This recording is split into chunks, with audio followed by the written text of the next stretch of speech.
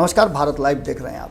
प्रधानमंत्री नरेंद्र मोदी चौथी बार बिहार दौरे पर आए हैं। रैलियां हैं और रैलियों में वो अपनी बातें रखेंगे और बिहार की जनता से अपील करने आए हैं कि वो वोट एनडीए को करें, नीतीश जी को मुख्यमंत्री एक बार फिर से बनाएं। अब इस बात को लेकर के बिहार की जनता उनकी बातों पर कितना समझती है, कितना इत्तेफाक रखती है, लेकिन एक ऐसा नागरिक है जिसने प्रधानमंत्री नरेंद्र मोदी से कुछ गुहार कर लिया है।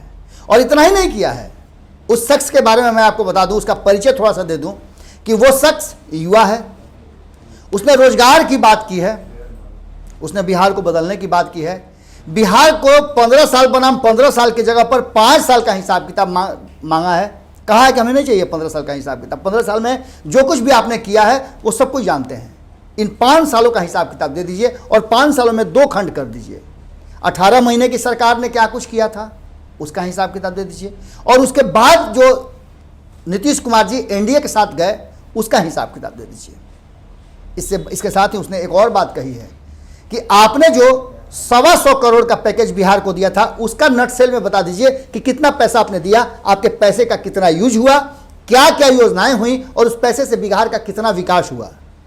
रोजगार के क्षेत्र में आपने क्या किया, शिक्षा के क्षेत्र में क्या किया, स्वास्थ्य के क्षेत्र में क्या किया, कृषि के क्षेत्र में आपने क्या किया, और साथ ही साथ बिहार को विशेष राज्य के दर्जे में आपने क्या किया।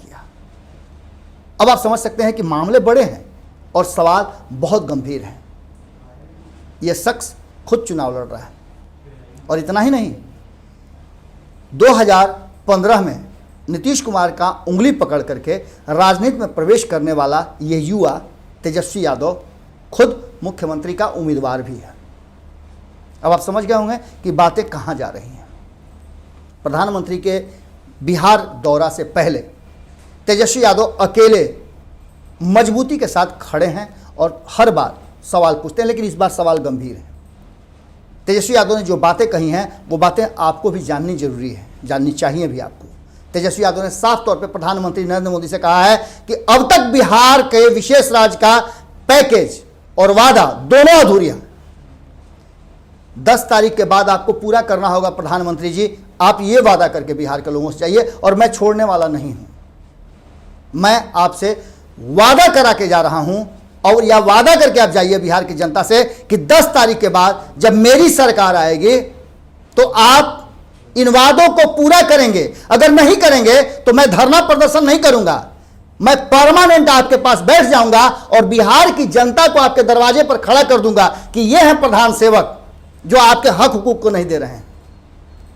अब इस बात को लेकर के बिहार में एक अलग राजनीतिक जंग छिड़ गई है। एक जंग तो उसने पहले छेड़ दिया था, तेजस्वी यादव ने पहले ही रोजगार का मुद्दा उठा करके पूरे राजनीतिक परिदृश्य में और बिहार के 2020 के इस मैच को बड़ा दिलचस्प बना दिया था। अचानक से रोजगार के लिए पैसे कहां से आएंगे कहने वाले लोग भी दुगना रोजगार देने के लिए तेजी से आगे आ गए थे। उनकी आइडियोलॉजी बदल गई थी। यहां तक कि वर्तमान जो मुख्यमंत्री हैं नीतीश कुमार जी, उनके खेमे में भी 10-10 लाख सभी को देने की बात हो गई थी रोजगार करने के लिए, 5 लाख सब्सिडी भी हो, सब कुछ हो गया था। लेकिन अचानक से तेजस्वी यादव ने इस माहौल में एक और सरगर्मी बढ़ा दी है। उन्होंने ट्वीट करते हुए प्रधानमंत्री के आगमन से पूर्व, आज छपरा में प्रधानमंत्री का चल रहा है भाषण, जब आप सुन रहे होंगे ये खबर आप तक जाएगी तब तक उनका भाषण समाप्त हो चुका होगा। लेकिन उससे पहले तेजस्वी यादव ने जो पूछा था उन सवालों के जवाब हम इसलिए इंतजार कर रहे थे कि मिलता है कि नहीं मिलता, प्रधानमंत्री उन सवालों का जवाब देते हैं कि नहीं देते हैं। आदरणीय प्रधानमंत्री जी, चूंकि आज बिहार के चुनावी दौरे पर आ रहे हैं तो बिहार वासियों को आशा ही नहीं पूर्ण विश्वास है कि वो सकारात्मकता के साथ केवल और केवल बिहार और बिहार वासियों के जीवन और बेहतरी से संबंधित ज्वलंत मुद्दों, समस्याओं और उनके कार्यकाल में हुए निवारण पर अपना मंतव्य रखेंगे। मैंने आपको पहले बताया था कि एकदम एक अलग तरह की राजनीति और एक अलग तरह की धारा तेजस्वी यादव ने प्रारंभ कर दी है, जो कि मुद्दा आधारित है और मुद्दों पर आप समझ रहे हैं कि भटकने वो नहीं दे रहे हैं, न खुद भटक रहे हैं। हमने कल भी आपको बताया था, रातों रात में भी हमने आपको दिखाया था कि किस तरह से वो न तो खुश हैं और न दुखी हैं, न उत्साहित हैं और न ही प्रदर्शित कर रहे हैं। उनका सीधा फोकस है कि कैसे 10 तारीख के परिणाम को अपने पक्ष में किया जाए।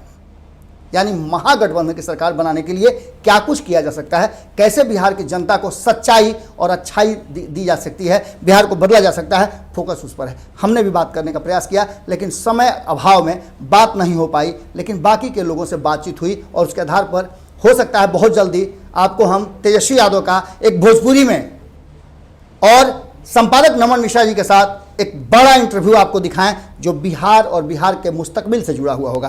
खैर, ये तो बातें अलग हैं, चूंकि अलग अलग नेताओं से, अलग अलग दल के लोगों से हमने बात कर लिया है। हमने आरजेडी के भी लोगों से बात किया, हमने वीआईपी से बात किया, हमने पप्पू यादव से बात किया, हमने जदयू के नेताओं से बात किया, हमने सबसे बात कर लिया है, कांग्रेस के नेताओं से हमने बात कर लिया है, सभी से हमने बात कर लिया है, आरएलएसपी से हमने बात कर लिया। आरएलएसपी का 2-3 इंटरव्यू हमने आपको दिखा दिया है। अब इस बारी है खुद मुख्यमंत्री के उम्मीदवार तेजस्वी यादव की, हम उनसे भी बात करेंगे।